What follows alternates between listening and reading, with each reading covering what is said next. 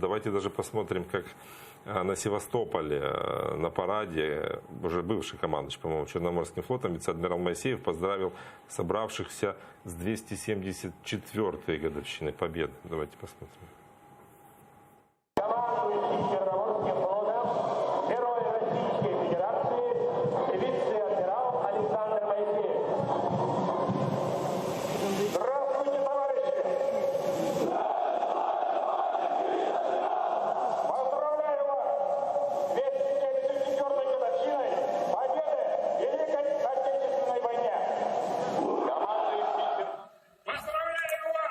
С 274-й годовщиной победы в Великой Отечественной войне!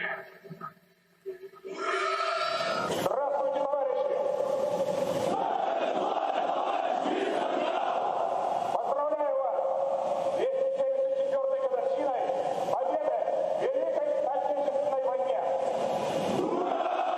Здравствуйте, товарищи! Поздравляю вас! 274-й годовщиной победы в Великой Отечественной войне!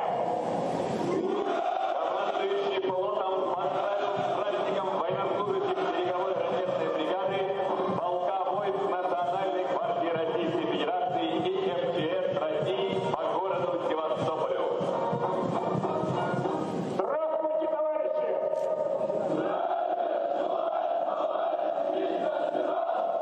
Поздравляю вас с 274-й годовщиной победы в Великой Отечественной.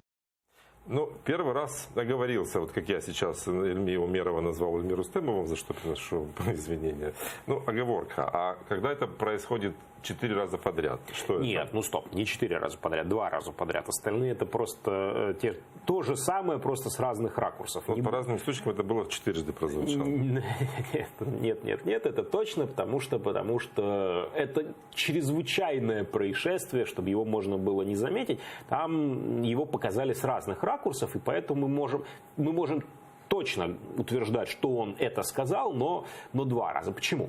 Ну, потому что вот 200 это то, что касается вот так называемого там российского основания Севастополя, да, то есть вот у него, как у командующего Черноморским флотом, вот есть установка. История начинается 200 лет назад. Да, с основания Севастополя, с утверждения Черноморского флота, там, и вот на самом деле, если мы будем говорить о том, когда впервые там Черноморский флот российский вошел в бухту Ахтиярскую, где теперь Севастополь, это как раз произошло в самом конце 1782 года, да, а уже в следующем году, в год аннексии Крыма Российской империи, там появилась военно-морская база, то есть, грубо говоря, там чуть меньше, чем 250 лет.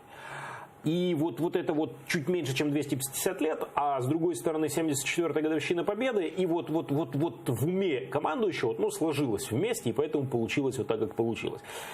И как бы я не склонен там драматизировать, но с другой стороны, если у него такая каша в голове, то можно представить себе, какая каша в головах и у остальных, тех, кто этим занимается.